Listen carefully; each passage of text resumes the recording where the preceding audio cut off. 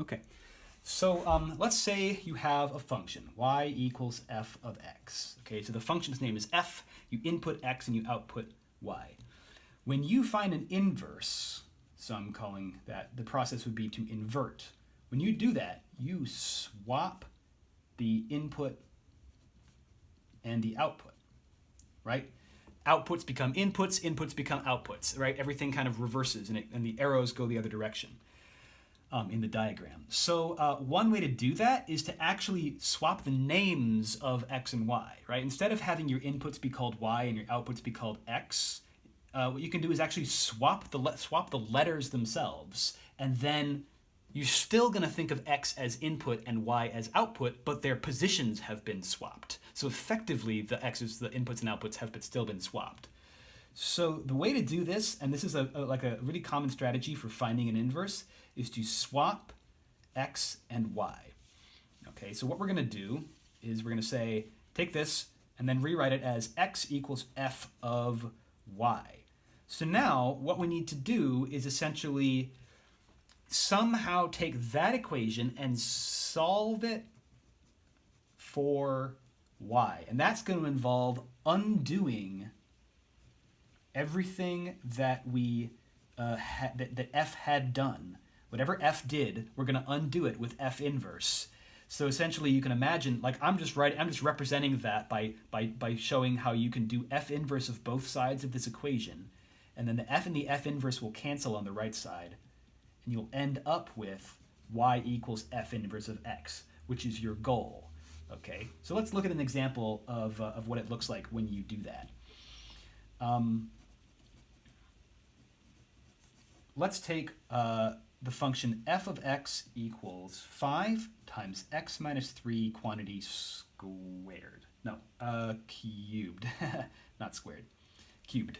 X minus 3 cubed. So first thing I want to do is rewrite that. Instead of f of x equals, I want to write y equals. Y equals 5 times x minus 3 cubed. Oh, I'm sorry, it was x minus 2 cubed. That's why I got confused there. I swapped the 2 and the 3 accidentally. There we go.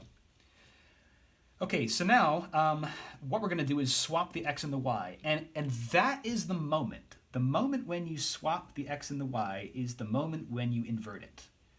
Okay, so x equals 5 times y minus 2 cubed.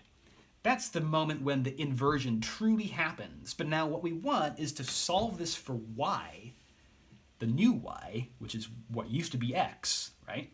Solve it for that so that we can come up with a rule of assignment that describes the f inverse function. So how do we do that? Well, we just need to solve, right? Well, the first thing we should do here is undo the last thing that was done, which you subtract 2, you cube it, and then you multiply by 5. So the first thing we're going to do is divide both sides by 5, right? So now we have x over 5 equals just y minus 2 cubed. The next thing we should do to solve is get rid of the cube, right? So we're going to do a cube root. And I'm going to bring this up here.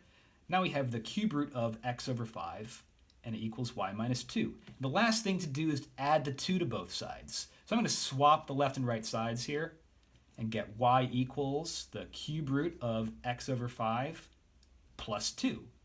And now that is my inverse function, and I can rewrite it as f inverse of x equals the cube root of x over 5 plus 2.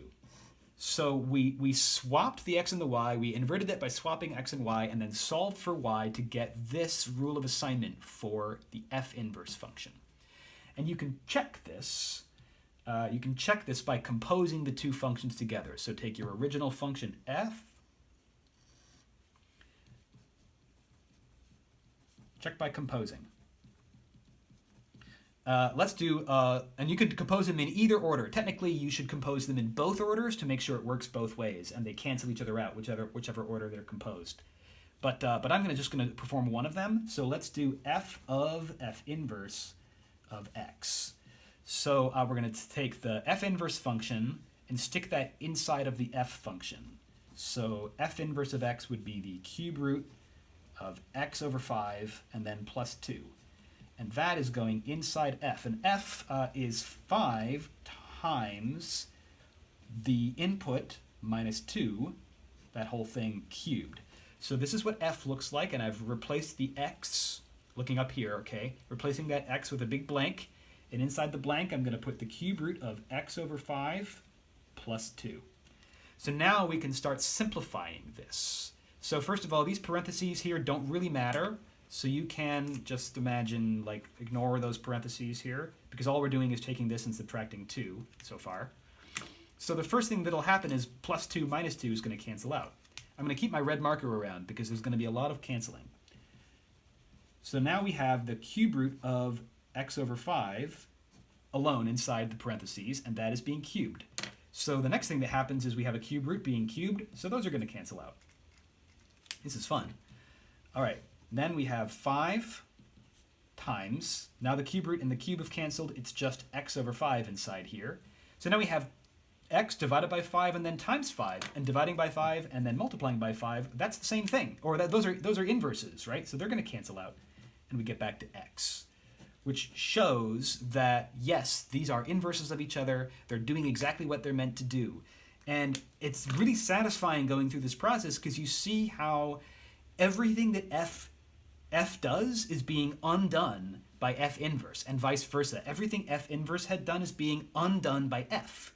And everything cancels out just perfectly, and you have to make sure you're following the order of operations correctly. Okay, it's really important you're doing things in the right order. But if you do, it should all work out really nicely.